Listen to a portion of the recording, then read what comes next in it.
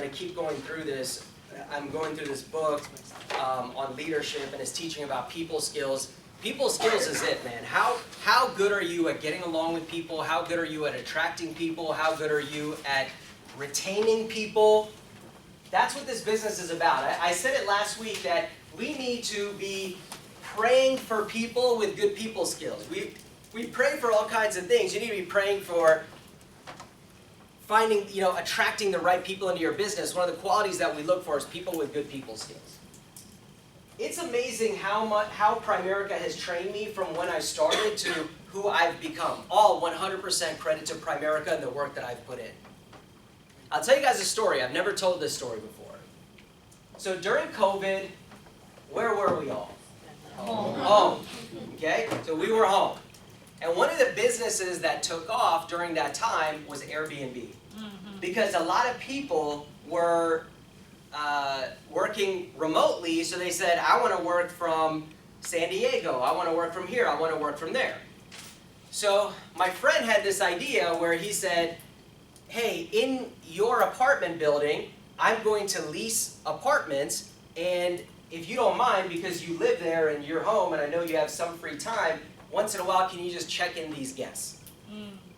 Now the problem was, does the apartment building like when you're Airbnb-ing, right? That's the biggest problem with Airbnb is that the homeowners association doesn't want you to do it, the neighbors don't want you to do it, and definitely in luxury apartments, which is where I was living, they don't want you to do it. But it's a very good friend of mine. I've known him for a long time. He happens to live in Tysons as well, and he had a normal job, and this was a side income. He was like, "Can you just do this?" And I was like, "All right, I'll do it." Right? So just tell me when they're here. And it's only when he can't do it. I'm not an idiot just working for free, right? I did it as a favor to him. But I just seemed to be available more than he was. Yeah. So these people would come in. Now, if you're gonna rent, a penthouse in Tysons Corner, typically the Airbnb cost was $300-400 a night. So you'll notice in business that the cost that you put on something, it dictates the clientele. Right? So if you're going to have a rental property or you're going to have a beach house, you want to put that thing out for $1,000 a night. You want to put on weekly rentals because you're not going to get the partiers. You're going to get the more affluent clients are going to take care of your property. That's kind of the way it is. So these people were coming in, and sometimes I'd have to meet them outside and kind of sneak them into the garage because you don't want to walk them by the front desk because the front desk is going to be like, "What the hell are you doing? Who are these people? We know that they don't live here." So I'm taking my car, which is a very nice car, they're meeting me for the first time, and I'm saying, "Hey, follow me," and we're going into the garage, and I'm taking them upstairs. And so these are some of them were professional golfers, some of them were just families, a lot of wealthy people, and I did what I do in Primerica. Like, I'm just like, "Hey, how you doing today? Hey, thanks for coming out, where'd you guys come from? Blah, blah, blah. Walk them upstairs. If you need anything, this is the WhatsApp thread. My friend can help you. Anything that you guys need." Well, a lot of times what happens is, you okay? A lot of times what happens is, because they met me and they like me, now they're messaging me and they're asking for me, right? And the reviews say me. It's like, "Oh man, this guy Samir, nice guy." Because what was happening?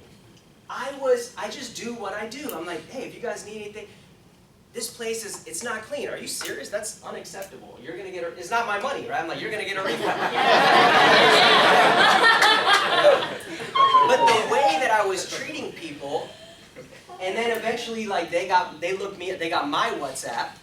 Oh my God. They see that, they're like, "Oh, you live here too? Oh, you drive," right? So then some of these people were very prominent people from Saudi Arabia, Qatar, because it's Tyson, so a lot of Arab people. And now they're messaging me and they're like, "If you ever come to our country, we want you to stay at the house, we want to take you here, we want to do," because that's what good people does. Now, what was really happening? They had an executive, which is what I consider myself, checking them into their freaking Airbnb. That's not how you get it. Yeah. I'm always dressed appropriate, no matter what the occasion. I know how to talk to people. I'm always presentable. I'm always going to smile. I'm always going to do the right thing. And I noticed, I was like, "Oh, this doesn't work in just Primerica. This is in everything." Yeah.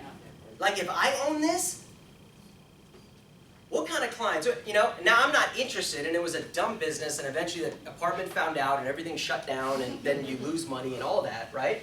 But it was really cool for me to see, wow, if I apply this in other areas, it actually works. This is awesome.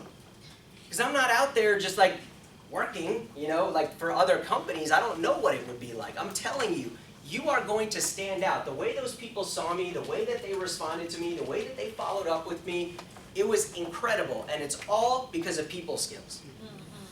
And the people that don't show up to the meetings because they think that we're going to teach you about insurance and I can learn that some other time and it doesn't matter and I have this to do, that to do, this is the stuff they're missing out on. Your people skills just aren't like that.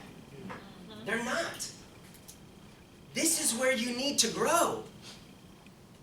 Right? You got parents, they're dropping their kids off at the Primerica meeting. We got kids. No, your parents need to be here too. Yeah. They are lacking in people skills. When this grows, everything else can grow.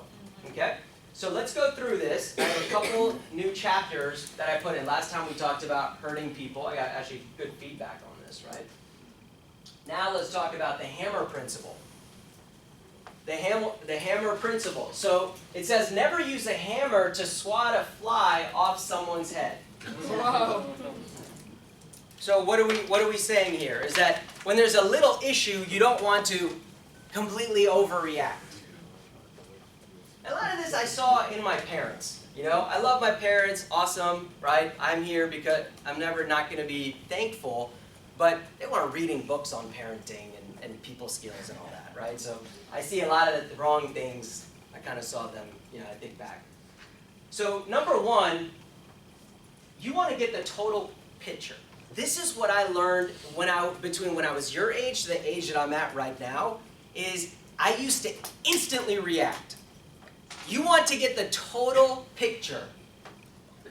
So if I see something and I'm like, man, what the hell was this? How did this just happen?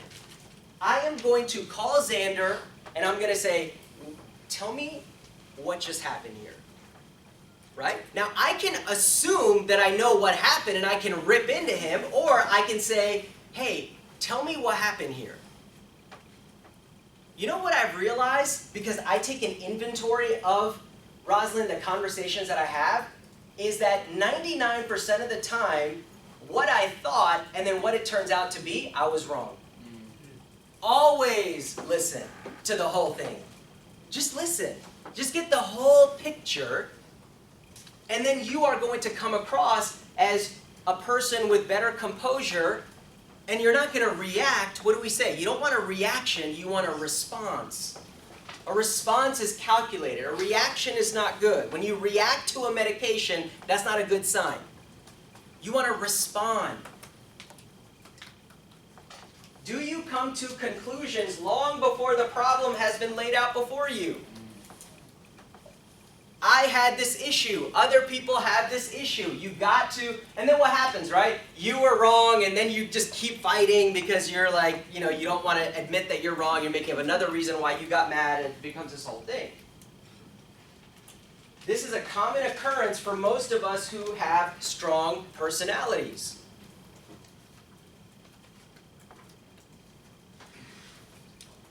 Listen. Ask questions. Listen again. Ask more questions. Listen some more. Then respond. What's this book called? Winning with People. You want to win with people? Next is timing.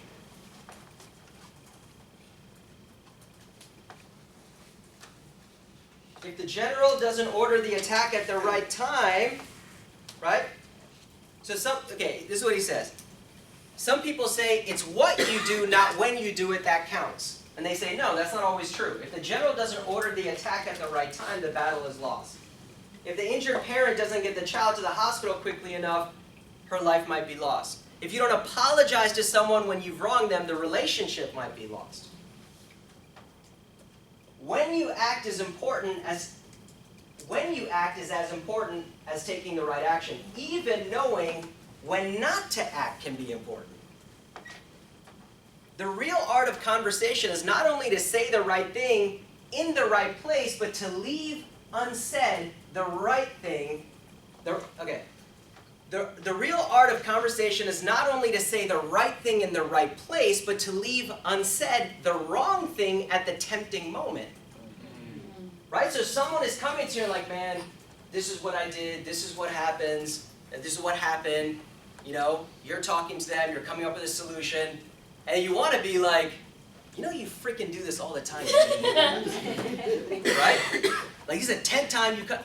But that's tempting, and maybe later on we can say, hey, there's some pattern recognition here in terms of like, I notice you're kind of doing this. Is that the right time to do it?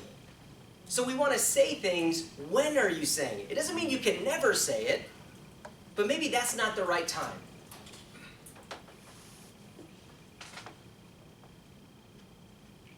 Ask yourself 2 timing questions. First, am I ready to confront?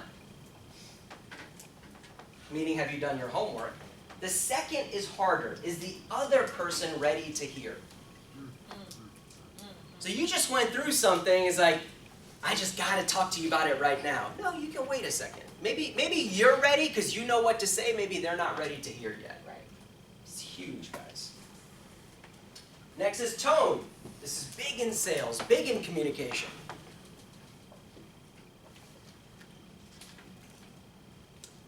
People often respond to our attitudes and actions more than to our words. Many petty conflicts occur because people use the wrong tone of voice. A proverb states, a soft answer turns away wrath, but a harsh word stirs up anger. The next time you say something, the next time someone says something to you in anger, respond with gentleness and kindness. When you do that, the person who spoke harshly is likely to tone down, if not soften his attitude. Okay? This is another thing I learned. It's like, you come at me like that, I'm gonna go 0 to 62. Now I've learned what? De-escalate. Don't forget, I've taken anger management. Court ordered. Court order. De-escalate.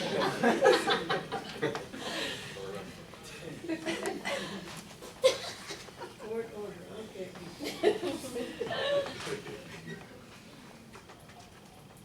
Temperature.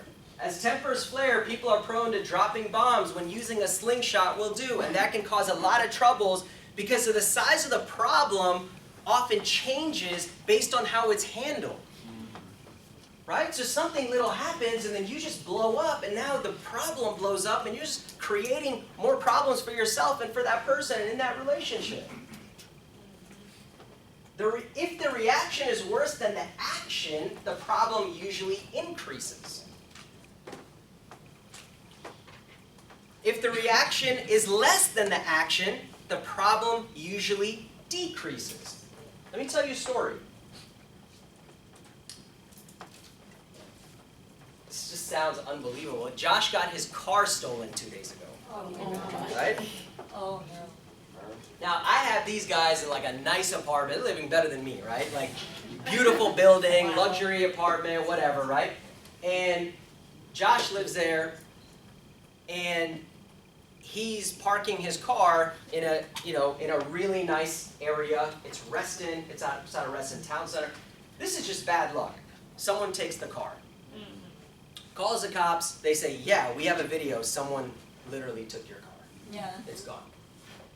And we're reading online that insurance companies don't want to give you the money for 30 to 60 days. Where there's some of the things you're going to be responsible for. And then for him, it's kind of discouraging because it was a paid-off car, and we know cars right now are very, very expensive, right?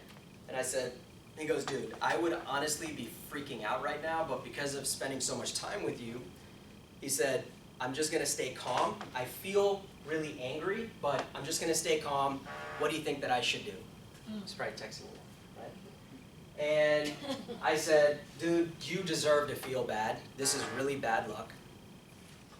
This is really bad luck, and I'm sorry, but we gotta be solution oriented. That's my main thing. I don't wanna focus on the problem, we can't bring the car back, but we gotta be solution oriented.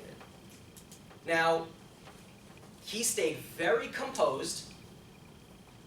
The next day, the cops say, yeah, we found this guy, he's driving your car around, we arrested him, car's coming back, right? And what I told him, because now car will be back. It wasn't, I don't think it was damaged, they didn't send it off to China, that's usually what happens. So the car's coming back. And what I taught him, because this is what I've learned, I said, look, things are going to happen. What you're going to remember is how you responded to it. And I said, that's a response. The response that you and I had is that was a composed response, and that's what we can be proud of, right? Because we're going to get over whatever happened, but if you just completely flip out, you just go crazy, you go through a downward spiral, it's like, dude, something happened in your life, but you are, you're self-sabotaging yourself. So you'll always remember the reaction and the response. This is huge what I learned in my life in terms of that.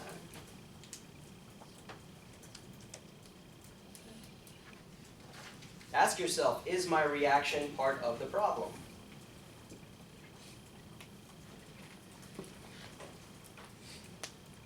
Remember that actions are remembered long after words are forgotten. Actions are remembered long after words are forgotten. So if you're just going out there cricking out on people, overreacting, getting mad, I used to do it, right? People remember these things, man.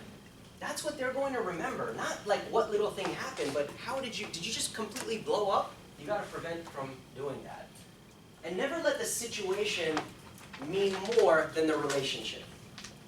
Right? So if you have a big ego and someone does something and it's like you're going to blow up, they're going to blow up, man, if this is your good friend, if this is your parent, if this is your kid, if this is your business partner, if this is your recruit, let it slide. Because yes, it's an issue and maybe they're at fault, but what's more important is our relationship. And how many times do we put the problem, because we want to win, right? An argument or a fight, we put that above the relationship. Not right.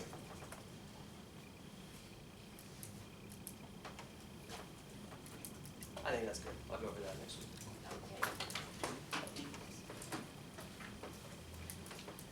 All right. So we got to use what we learned today. What did we learn, right? We learned from Xander some recruiting activity, what to say.